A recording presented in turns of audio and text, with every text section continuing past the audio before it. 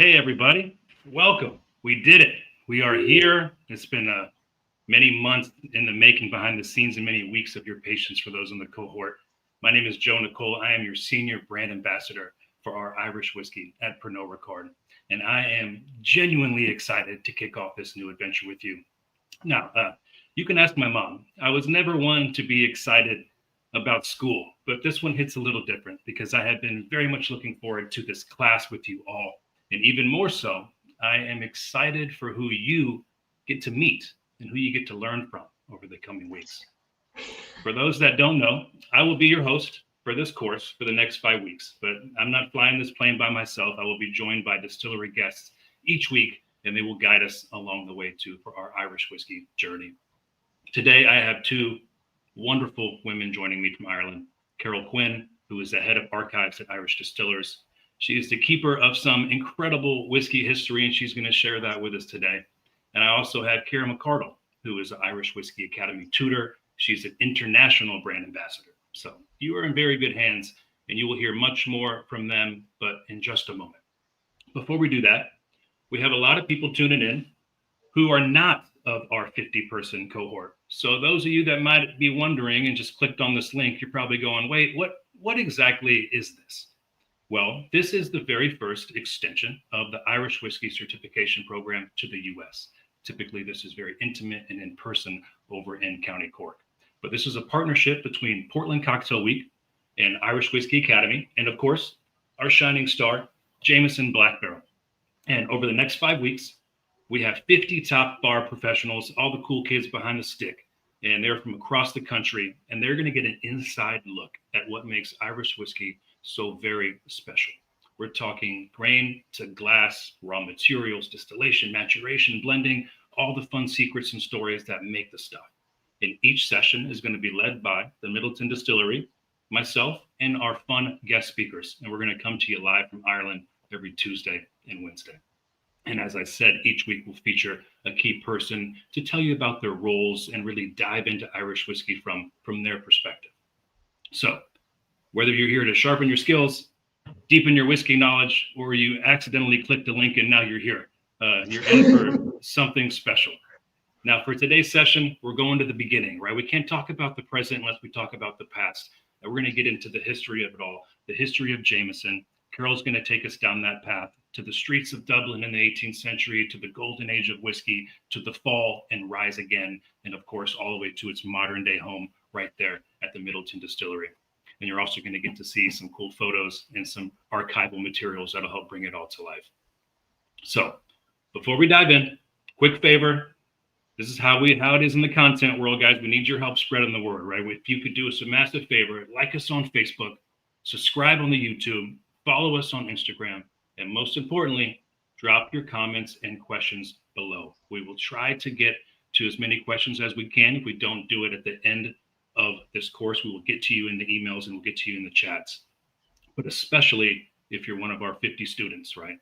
This is how we take attendance. So I need you to hop in there, say what's up, say, hey, this is how Brittany is keeping track of who all is here today. All right, that's enough from me. Let's get to the good stuff. Get your coffee, get your water, and give me your undivided attention. And please join me in welcoming Carol Quinn and Ciara McArdle. Thanks, Joe. Thanks, Joe. It's great. Well, we're talking to you live from the campus of the Irish Whiskey Academy in Middleton, County Cork, where my colleague Ciara is tutor at the Whiskey Academy. And we are thrilled to have this opportunity to share our history with you. So the Irish Whiskey Academy is a centre for whiskey excellence, learning about how our spirits are made, as Joe cleverly said, from grain to glass or barley to bottle. We're going to be taking you through this for the next couple of weeks, and we're going to start back to where it all began, the grain and the history of the site. So I suppose, Carol, you're going to take it from here. I am. So we're going to kick off these sessions with a deep dive, as Joe said. To know where we are right now, we've got to realise where we've come from. And the history of Irish whiskey is so fascinating that it's something I'm always thrilled to share. So this is a little promo for myself. This is where I normally hang out. This is the archive on the site of Midleton Distillery in County Cork. And this is where we keep our precious, precious records. And the archive itself is an internal resource for our company. We have the records from our distilleries from the 18th century onwards, but we try and share as much as widely as possible. And of course, technology is what helps us do that. And I'm just showing you here, if any of you, people might be part of the Irish diaspora, you might want to be part of the Irish diaspora.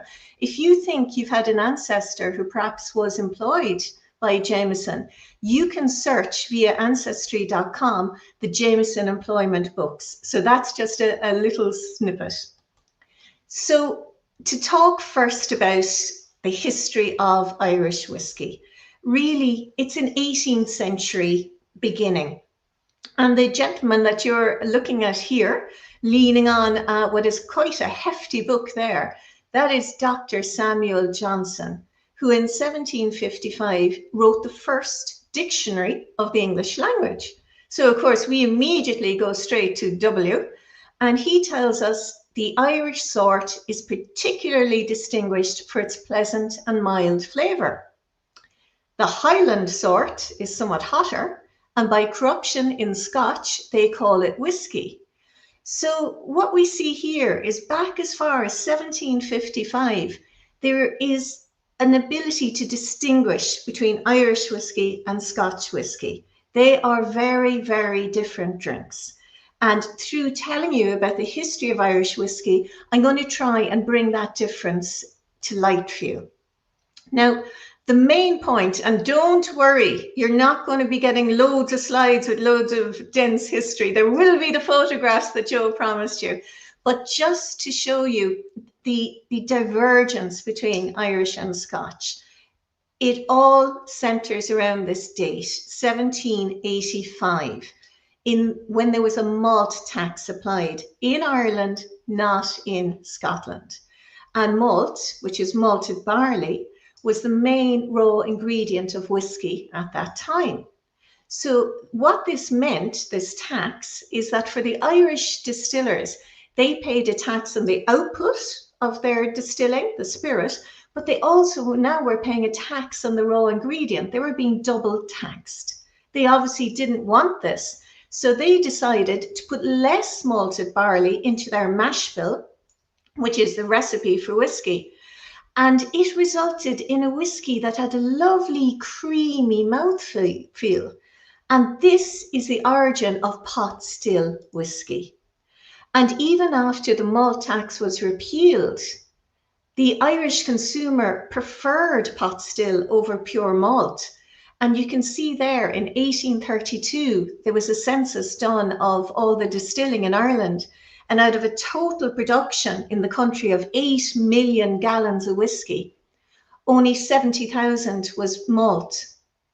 So pot still, or as we call it today, single pot still, becomes the signature style of Irish whiskey. And so we'll leap into one of the heroes of our story here today. This is somebody that I hope you recognize. This is John Jameson, the founder of the distillery that bore his name, the Jameson Distillery at Bow Street in Dublin. And back in 1780, he set the seeds for a distilling industry that was going to become generational. And there is so much about the people involved in Irish whiskey that I'm going to hope to share with you today. Now, John Jameson might have got his name on the front of the label, but of course he didn't do it alone. This is his wife, Margaret, known to the family as Peggy. And Margaret, while she might not have founded a distillery, she gave birth to 16 children. So I think she's earned her place in history as well.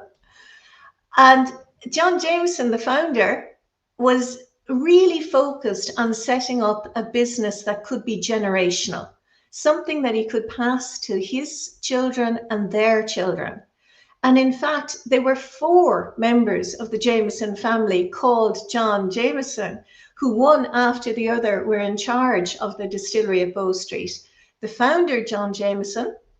The second image you see there is his son, John Jameson II, followed by John Jameson III, followed by John Jameson IV. Now, at that point, they're getting sick of everyone being called John Jameson. So, and Andrew Jameson makes his appearance. And the Jameson family stayed running the Bow Street Distillery up until the 1960s, which is quite something. And this is the Jameson Distillery at Bow Street in Dublin at its height. We're talking about the 1870s, the 1880s. And it has been described as like a small town in the city of Dublin. And it's entirely self-sufficient. It stretches over 6 acres of Dublin city centre, so it's huge. And contained here is a small army of craftspeople. You have the crafts that you might expect, the distillers, the coopers, but also employed here are carpenters, leather makers, woodworkers, coppersmiths, a whole, as I say, army of craftspeople. And in this beautiful 19th century drawing, you can see in the foreground horses and wagons carrying the barrels of Jameson whiskey through the streets of Dublin. Those wagons were made in the distillery by the carpenters. It was the in-house leather workers who made the reins and the saddles for the horses. And of course, the horses were stabled inside. It was entirely self-sufficient. Once they brought in the barley from the farmers, they had everything within their walls that they needed to make their whiskey. And this is also another point of differentiation between the Irish tradition and the Scottish tradition. In the Scottish tradition, you usually get very small distilleries scattered in very rural areas. And none of these really are large enough to produce enough spirit to make a brand. So a tradition evolved of blenders and middle makers buying up whiskey from all these small rural distilleries and mixing them together, blending them to create a brand. So hence you find Johnny Walker, not a distiller, a shopkeeper doing this sort of thing. In Ireland, the tradition is very different. The distilleries are large and they're usually urban centered. So they never need to bring in spirit from anywhere else. All they ever produce is a single pot still from a single distillery. So that's just another point of differentiation. And what people, I think, don't realize is how truly global the Irish whiskey industry was in the 19th and early 20th century. What you're looking at here is some labels from the Jameson archive. And they're showing you around about 1900, 1910, where it is being sold. So you can see there's a fabulous 15-year-old being bottled for Park and Tilford of New York. Just below that, you have the label for South Africa. And the reason that you have different labels for different territories is back then, the same as now, there's different legal requirements that go on the labels. So each different country is required to have a different label. And we're really lucky in the archive in that we have the records of all of these labels. So that's how I'm able to share with you all these different territories that Jameson was being sold in. You see up India, and they're telling you it's a fabulous 13-year-old whiskey. Over on my right, Australia. Down below that, Argentina. They're selling all over South America. It is truly, truly a global drink. And it's also a prestige drink. It's a premium drink. It is something that is quite expensive. So you're going to save up for it. And when you get it, you're truly going to enjoy it. And what that meant back home in the Jameson distillery is under the streets of Dublin, you would have at any one time 1 million gallons of Jameson whiskey maturing. Can you imagine looking in one of the warehouses? That's what you're looking at now, one of the underground warehouses underneath the streets of Dublin. And you can just smell that angel's share. And that's the whiskey that evaporates through the oak and permeates the atmosphere. And you would have a luscious, luscious scent of whiskey. Now, for any of you who are eagle-eyed, if you look down the middle of this image, you'll see there's a kind of cylinder standing upright. That, not very helpfully, is the fire extinguisher. So if, God forbid, a match falls on those 1,000,000 gallons of spirit, it was that one little fire extinguisher was going to have to put it out. So thankfully, that didn't happen. But fire was always an ever-present threat in the distillery. So they're very, very rigorous about people smoking and any sort of hazards. Now, interestingly, as you look at this image as well, you can see that the barrels are stacked 3 high, because that's as high as a man can lift a full barrel of whiskey. There was no point in having very high warehousing, because simply you couldn't lift it up, it's too heavy. This is pre the forklift. So all these barrels are rolled into place by the distillery team. And traditionally, Jameson, like other distilleries, had 2 routes to market. They could choose to have a third party bottle their whiskey themselves, or they could sell it to the publican by the barrel, and the publican would then bottle it on site on their own premises. And that was the preferred way.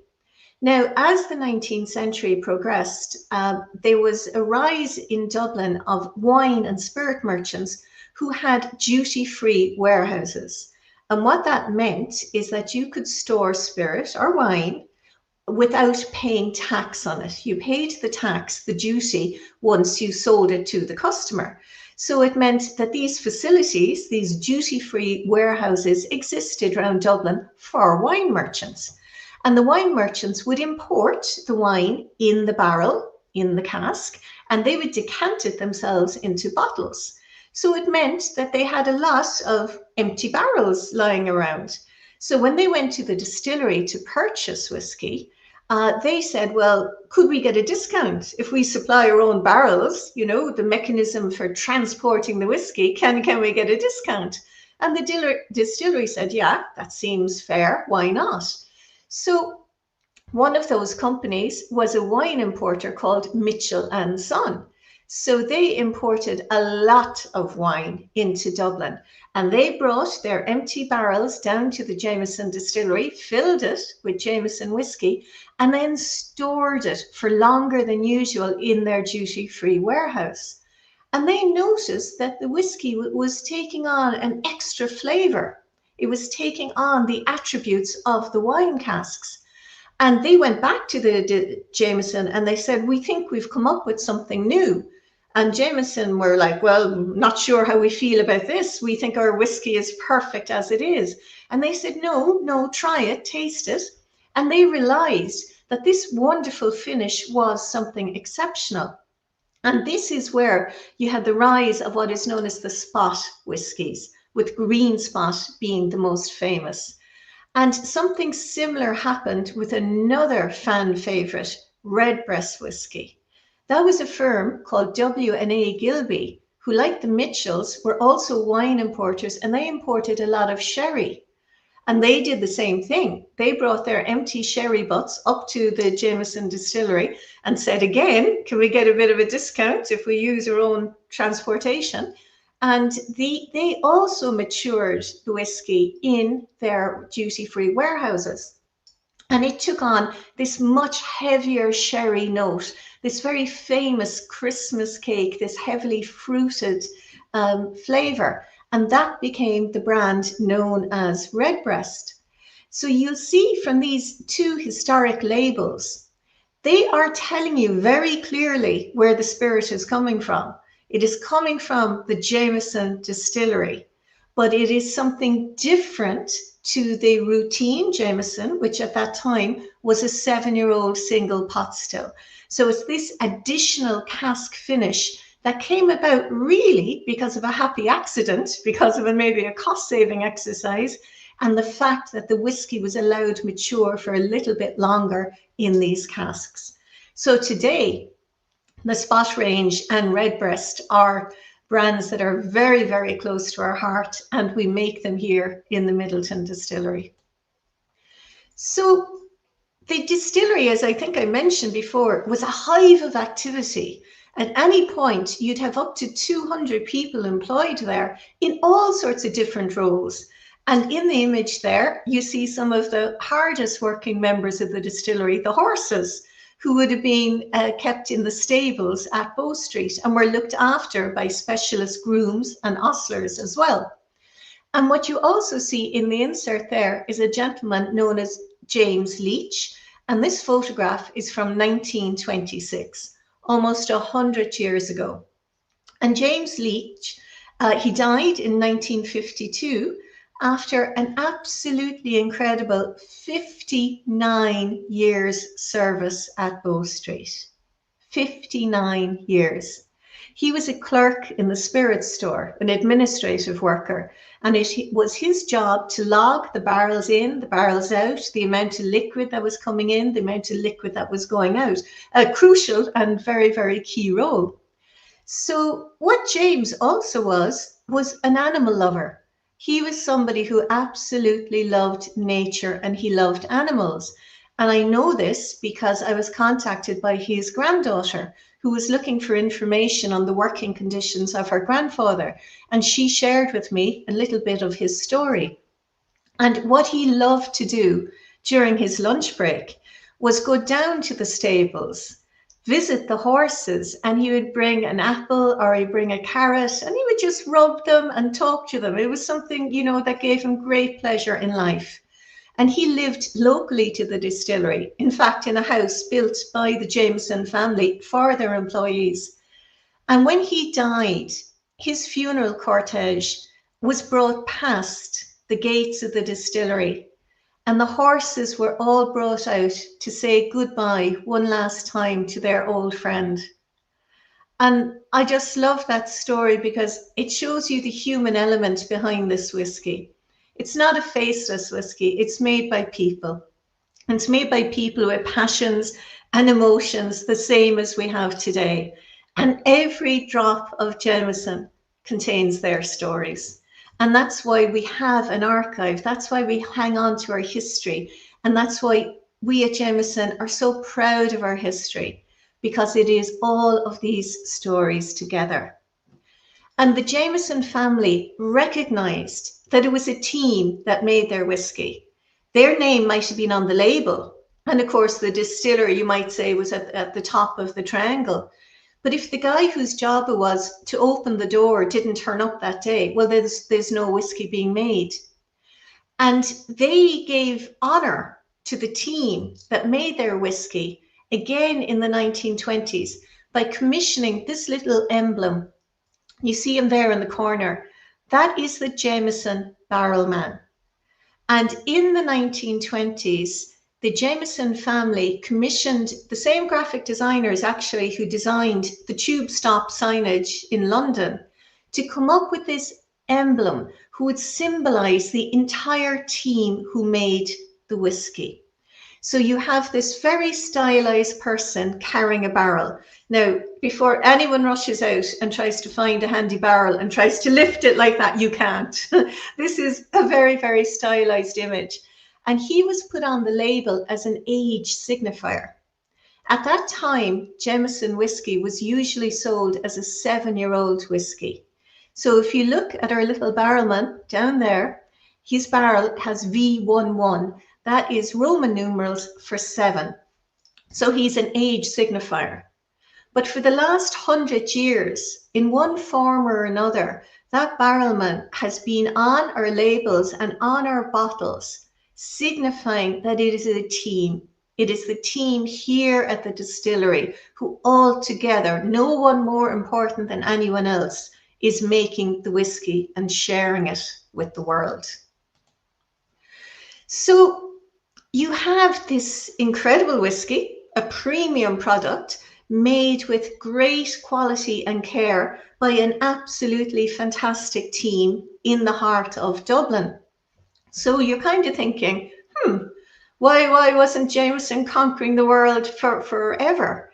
Well, the reason was in the 20th century, Irish whiskey as a whole, not just Jameson in particular, but Irish whiskey as a whole, hit a number of external roadblocks that actually collapsed that fantastic export trade that we had.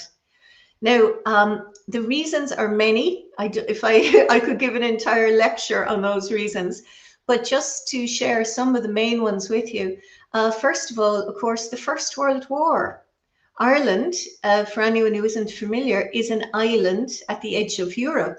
All our exports left the country by ship. During the First World War, the merchant shipping was sunk. So, of course, this was, it meant that you simply couldn't ship to our markets. But back in Dublin at the Jameson Distillery, they just put their heads down and they kept on distilling. So much so that the records I have here in the archive show that in 1919, the year after the war ended, they had their best year of distilling ever. The distillery worked like never before, which was misfortunate because in 1920, you have prohibition in America. So that meant that the Jamesons, who were very ethical people, I mean, these were people who had a high moral code. And if the law of a country or a territory says, do not sell your product there, they were not interested in breaking the law. They had no interest in cooperating with criminals. They had no interest in pretending their whiskey was cough mixture and trying to smuggle it in. They said, if that is your law, then that is your law, and we will respect that. You will remember that they're selling all over the rest of the world. They're selling in India, they're selling in China, they're selling in Australia. So they say, America, if you don't want us, we're sorry about that, but that's fine. But that came back to bite them. When in the 1930s, Ireland entered into a trade war with our nearest neighbour, Great Britain. And it meant that we lost sales in any territory associated with the British Empire. That means India, Australia, New Zealand, Canada, and all of a sudden America is starting to look very attractive again. And what you see here in the image is from 1934, and that is the first shipment of Jameson whiskey back into the US after the repeal of Prohibition. So they're gearing up again. They're gearing up to reclaim the hearts and taste buds of the American public. And what happens? The Second World War. And you're back in the same situation. Shipping is being sunk. There is no export off the island of Ireland. Some of the main markets in Europe are, literally now drinking and importing whiskey is the last thing on their mind. So you have 4 decades of external economic blows that one after the other combine to bring down this wonderful industry that had a clientele all over the world. So what you see from the 1950s onwards is distillery after distillery closing. It is literally like a domino effect in Ireland. One after the other, they all close. And it gets to the point that things are looking so strange that the Jameson Distillery needs to respond. It needs to innovate. They are trying all different things. And traditionally, historically, they had not bottled their whiskey on site in the Jameson Distillery. They had given it to third parties to bottle. So they try something new. And in 1963, they bottled a new brand in-house in the distillery for the very first time. And that becomes what we know and hopefully love today as Crested. And you see here in the image, it's the invitation to the launch in 1963 of what they're calling their distillery bottled whiskey. Now, originally, they called it Jameson Crested 10 because they wanted you to know that it's coming from the Jameson Distillery. The Jameson family are still in control, and they put a stylized version of their family crest, that's where we call it Crested, on the label. And it was, at that time, a 10-year-old single pot still. Now today, it is known as crested, and it's no longer 10 years old. But if you look carefully at the label, you'll see some very subtle nods to the history of crested. So they're innovating all the time. They're not sitting back and they're not saying, oh, woe is us. They're trying different things, and they still believe in their whiskey.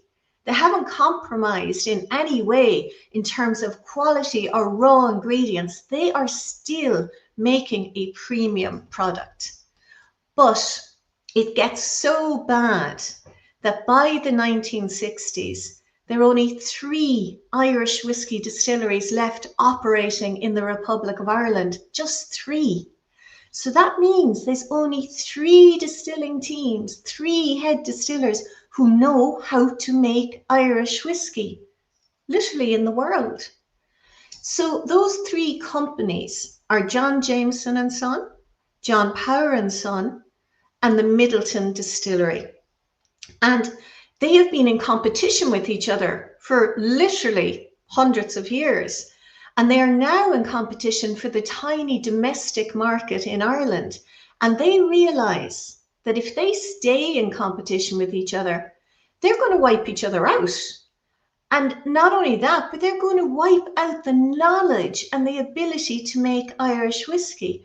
And they still believe in their product. And they believe it has a future. And they believe that's a future that is going to support Irish agriculture and Irish industry. And they think the time has come to do something very, very radical. So in 1966, those 3 companies, you can see here the news clippings, whiskey's big 3, they plan a merger because they realize unless they pool their resources, they are going to be the last generation who knows how to make Irish whiskey. And none of them want that to happen. So in 1966, you get the formation of Irish Distillers, this new company that is so future-faced. It is literally going to save Irish whiskey. And they make a number of radical decisions. They're fighting for their lives at this point, and they're innovators, and they have great imagination. And one of the first things they look at is the changing nature of consumer trends. Irish whiskey had been single pot still. That's what it had been known as. But by the 1960s, that's a style of whiskey that had become unfashionable. It was considered a bit difficult, a bit too complex. And people were looking for maybe a lighter style of whiskey with more mixability, something that you could make cocktails from. So in 1968, this new company makes the brave decision to switch from single pot still to a blended whiskey. And in 1968, you have the birth of Jameson as we know it today. And what you see there is one of the original ads from 1968 showing the new bottle smashing its way and looking forward to the future. But as they were doing that, they still had a high regard for their past and their history. And you see that on the new labeling, which we can still see today. So in 1968 is the introduction of the iconic green bottle, the maroon cap, the cream labeling. In the heart, in the center of it, the Jameson family crest. Because while they were looking towards the future, they were not turning their back on the past. And a lot of people ask me, why this green bottle? Is it because it's associated with Ireland? If you visit the Jameson Distillery today, which is our brand home in Bow Street, you will see stained glass there from the 1890s. And the colours of that stained glass at the Jameson Distillery in Bow Street is green, cream, and maroon. And I like to think in 1968, to honour the distillery and everyone who had worked there, they brought those colours to the new bottle, to the future. So this was a very radical thing to do, but the radical decisions didn't stop there. The Bow Street Distillery, as we saw, covering 6 acres of Dublin city centre, it had been a wonderful Victorian edifice for quite a long time. But the city of Dublin had grown up all around it, almost smothering access to the distillery. It was fine when you were bringing horses and carts down, but for the modern world, trying to bring a tanker or any sort of heavy duty goods in and out was no longer possible. The venerable old stone walls of Bow Street were no longer suitable for the modern era. So in 1975, the new company made the decision to transfer production to the Midleton Distillery in County Cork. And what you're looking at here is an overview of the distillery as it stands today. And right in front, you see the garden still house where every single drop of Jameson sold anywhere in the world is made. But if you look to the back of it, you'll see the beautiful old stone cut buildings of Old Middleton, the heart of our history here. So the new complex was built on a greenfield site adjacent to the old distillery.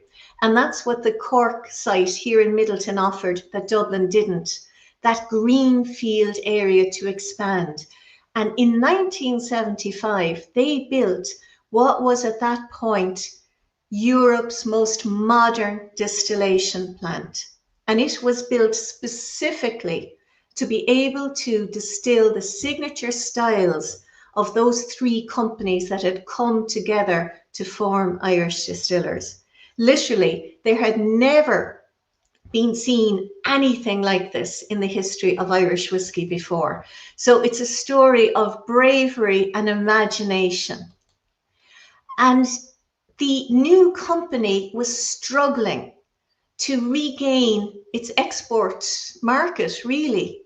And the game changer for Irish whiskey comes in 1988, when our company, Irish Distillers, merges with Groupe Pernod Ricard. And Groupe Pernod Ricard, as an international organization, what it gave Irish whiskey was a distribution network. Almost overnight, you could again get a bottle of whiskey on a supermarket shelf all across America. They didn't interfere with the style or the production. It was simply their help allowed Irish whiskey to begin its exportation story again. And that story was led by our signature brand, Jameson. And year on year, we have seen such growth with Jameson. And our entire marketing strategy has been about putting a glass in somebody's hand and allowing them to taste it. It's a great drink. And what we have found is people fall in love with Jameson. And then they want to see, well, what else is there? And so then we pull back the curtain, if you like, on the wider Jameson family, introduce people to Black Barrel, introduce people to Crested, the Spot range, Redbreast. There is so much to learn and explore in Irish whiskey, but it all comes from the same point, from the Midleton Distillery and that wonderful tradition of distilling that goes back 200 years here. And we like to think that we're future looking and we're forward looking, but some things do stay the same. Our heart and our home is in Ireland. That's where our whiskey is made. All the barley that goes into making Jameson comes from a 200-kilometre region around the distillery. And if you come and visit us, which I really hope some of you do, you can visit our brand home in Dublin, the original spot where, think about all those people walked on those steps into Jameson. Or you can come down to Cork and see where today in our brand home, where Jameson Irish whiskey is made today. the home of the Spots, the home of Redbreast, the home of Black Barrel. It's a wonderful thing to be able to come and visit the two sites. And so that's the story of the Jameson family. It's a story of triumph, of innovation, and of belief in the quality of your product. And if you stick with that and don't compromise on quality, there is always an audience out there for you. So for anyone who's interested in learning maybe a little bit more than we've had time to dive into today about our company, Irish Distilleries, and the history of Jameson Irish Whiskey, we have a podcast. It's called A Story of Irish Whiskey. And you Google it, as they say, wherever you find your podcasts, you'll find it. And it'll give you a number of episodes on our history, then followed by a deep dive into some tasting notes about our brands. So I think that's my potted history, Joe, and I think I'll hand over if anybody has any questions. Absolutely. Thank you so much, Carol. That's amazing. I love listening to you talk, and not to embarrass you, but real quick story on that audiobook she just put up on the screen. She put that out about 2019, if I have to guess correctly. I stumbled across it in 2020, and it is so good. It taught me so much about the history of whiskey, the history of Ireland in regards to Irish whiskey. And I've been a fan of Carol ever since. And so personally, this is a milestone for me that I have now become the Irish Whiskey Ambassador, and I just presented alongside of one of the coolest and smartest archivists in the world. So not to embarrass you, Carol. That's just my head exploding. It's such a pleasure. We do have a few questions. We have 3 so far. Mm-hmm. One I can speak to real quick, and then I'll let you take it from there. Sure. First question comes from a Daniela Solano, and it says, did the bootlegging industry negatively affect the reputation of Irish whiskey? And it did, but not in the way that you would think. Ireland refused to supply the bootleggers with whiskey, but what happened is you had people making fake Irish whiskey. Mm-hmm. So by the time we got through Prohibition, people's opinion on Irish whiskey had changed very much. They thought that Irish whiskey quality had severely gone down and wasn't what it used to be. So it was even harder for us to bounce back because of that. Is that correct, Carol? That's absolutely correct. And one of the reasons why the bootleggers made this fake Irish whiskey is because of the reputation Irish whiskey had as such a premium product. It's what the drinking public were looking for. And also it was more expensive than, say, Scotch or native American whiskies or bourbons. So that's why the bootleggers faked it, because they could charge more for this absolute rot gut. And it's tragic to think that for some consumers, their first taste of what they believed to be Irish whiskey was this awful, awful stuff. And you're so right. It had a negative effect on the mindset of generations of drinkers afterwards. Yeah, very, very unfortunate for them. And then another question here from a Matt Gum. And he says, was that decision to change to a blended whiskey reflective of the local taste at the time, or primarily that of insight on why changing it? Yeah, another great question. It's more there was global taste at the time. For anyone who's ever seen any documentaries about Ireland in the 1950s and 1960s, taste wouldn't have been up there. It was a pretty grim time. But no, it was much more global, and it was about being able to reclaim that export mindset and that export market that they'd lost. So certainly no, it was to a global trend. Awesome. Thank you for that answer. And then the third question comes from Gustavo Rodriguez, one of our very own Irish whiskey brand ambassadors here in the U.S. He's out of Miami. And Gustavo asks, and not to tease you for next week, but we have a really special guest next week who will be able to answer this question as well. But we're going to give Carol a crack at it. Sure. Why was corn chosen as the grain to blend with? Could they have used other grains? And are there other grain blends that were in production at the time? I can answer that with 2 words: flavor and taste. It is about creating the most luscious and delicious whiskey you can. And there was a certain sweetness that was provided by corn that perfectly balanced the pot still element.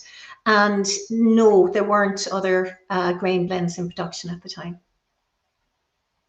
Thank you. And we have a new question that just popped up from a Carly Kovalko. Apologies if I pronounced your last name incorrectly. She says, that was so amazing. Thank you. Thank you. It was. Carol, it is amazing. She says, I'm wondering how John Jameson started distilling. You hear stories of different spirits being born out of necessity.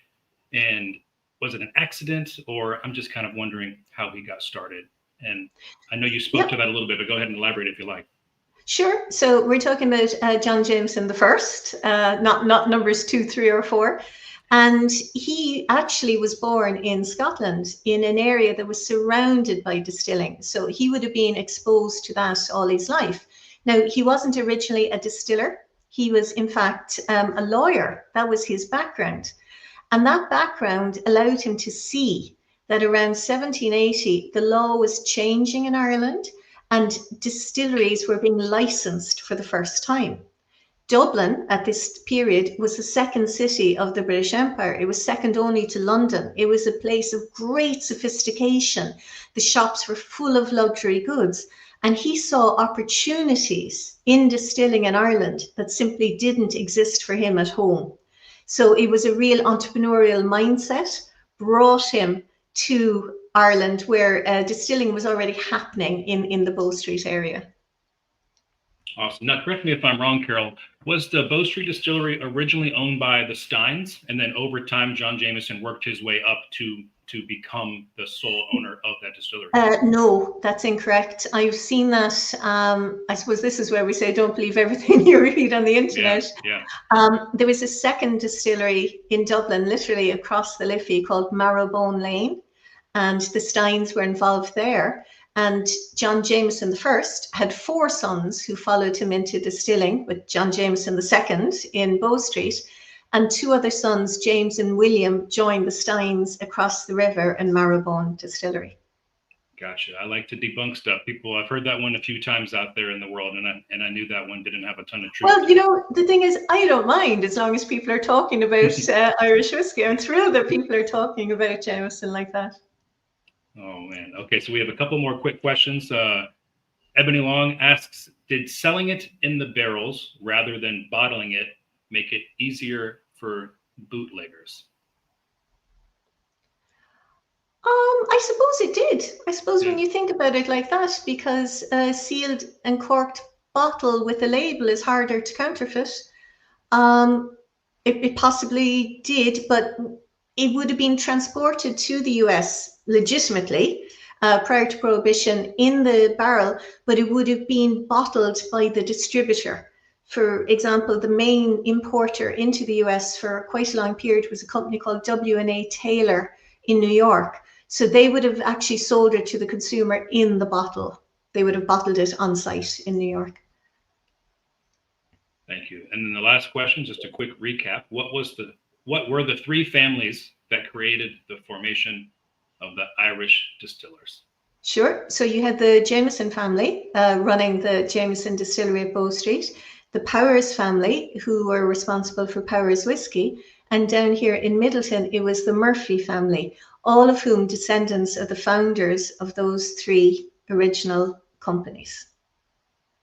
Absolutely. And I think that is it on the questions. Well, thank you again, Carol. That was amazing. Pleasure. Thank you so much for inviting me to participate. Of course. So thank you, Kiera. I know we met her briefly in the beginning, but you will be hearing much more from her over the next few weeks. She has a lot to teach us. And of course, thank you, Jameson Black Barrel, for putting this on with Portland Cocktail Week. So again, if you enjoyed this class, please hit the like or the love button wherever you are watching this. Show some love in the comments if you can. We want to see more. If you want to see more Portland Cocktail Week classes like this one, follow Portland Cocktail Week on Facebook or on YouTube. We're also at PDXCW on Instagram and Lush Life Productions on Instagram. You can find out what's coming up there as well. You can also find out more information about Jameson at Jameson US on Instagram. And of course, I'm on Instagram too at Make Dram Sure. Shoot me a message if you just want to keep talking whiskey, or if you got any questions for me, give me a follow. Now, we'll see you here next Tuesday at 1 p.m. where special guests, master distiller Kevin O'Gorman himself is going to join Kira, and we're going to unlock the secrets of whiskey distillation at Midleton Distillery. So again, thank you for watching. See you next week. Same time, same channel. Sláinte. Bye, everyone. Sláinte.